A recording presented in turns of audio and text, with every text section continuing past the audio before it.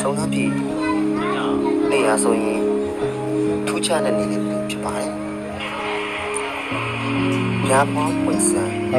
ဒီလေးတန်ဖတ်ရပုဒ်တာလေးဆိုတော့ပညာရှင်တွေကကျွန်တော်တို့ဆိုထားပါတယ်။ညာဆိုတာကတော့အဆုံးနှပ်ပြီးနေမှာဗျာဒိတ်တော်ခံရမှုပါတယ်။ May I be free from envy အဆုံးနှပ် and ပြီးနေမှာ danger. မှာမြင်တော်မူပါတယ်။ဝင်ဆိုတာအဆုံးနှပ်ပြီးနေမှာဘုရားပေါ် May ပါ I တ be ယ်။ free ဆံ from ဆိုတာ mental အဆုံးနှပ် suffering. ပြီးနေမှာပြိဋိဘံဆံဝင်တော်မူပါတယ်။အဆုံးနှပ်ပြီးနေမှာ May မြတ် I ဗုဒ္ be ဓရဲ့ free ဖြစ်တော်လေး from မျိုးစလုံး physical တိုက်ဆိုင်စွာဖြစ် suffering. ပေါ်ခဲ့သောကြောင့်ထုံနေရဆိုရင်ထုံမြတ်တော်လေးဖြစ်ပါတယ် May I အဆုံး take နှပ်ပြီး care နေ of မှာဒီ myself. ဘီကောင်ဘုရားရှင်ဓမ္မဘုရားစင်စစ်ဧကံဖြစ်နေပြီဆိုပြီးတော့ဗျာတိတော်ရရှိခဲ့ပါတယ်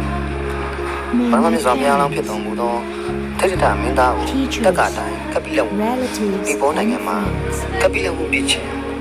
ဒါကိုမိမျိုးဖြစ်သောတုံ့ပြန်မင်းကြီး fellow နဲ့ Dharma မိဖုရား pharaohs, ကောင်ဖြစ်သောဒီမဟာမာယာမိဖုရားကြီးတို့မှာလွန်ခဲ့သောနှစ်ပေါင်း2600ခရစ်တော်ပေါ်ပြီး free from BC envy 623 and danger. မဟာတက္ကီရဲ့68ခုနှစ် Be အစုံ free နာ from ပြီး mental တောက်ကြလေ suffering. နက်နက်တစ်ချက်ဒီအချိန် Be ဝိတာက free နက်ခတ် from နဲ့စမ်းရှင် physical တွင် suffering. ကပိလဝတ်ပြီးမှဒေဝထပြီးတို့အတော်လုံးမနီအင်းချင်းတော်မှာဖွာမိတော်မူခဲ့ပါတယ်မြတ်ဗုဒ္ဓဟာဘုရားဖြစ်နေ45နှစ်နေပြီးတော့မဟာတက္ကီ148ခုနှစ်အစုံနာပြီးအင်္ဂါနေ့ BC 943 Be မှာ free from enmity and danger. လက်ပြန် Be free from mental suffering. ရန်ကုန် Be ထူရှား free from physical suffering. ချိန်ခါလေးနဲ့ပြည့်စုံနေတာဖြစ်ပါတယ် May they take အဲ care ချိန် of မှာကျွန်တော်တို့ themselves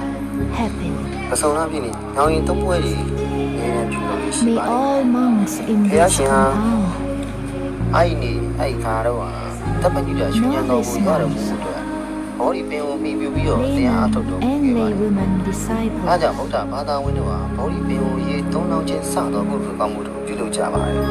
Be ရေ free သုံးလောင်း from ချဆိုတာ enmity ရုပ်ရော and အစဖြစ် danger. နေသောဘောဒီပင်ကို Be free from mental suffering.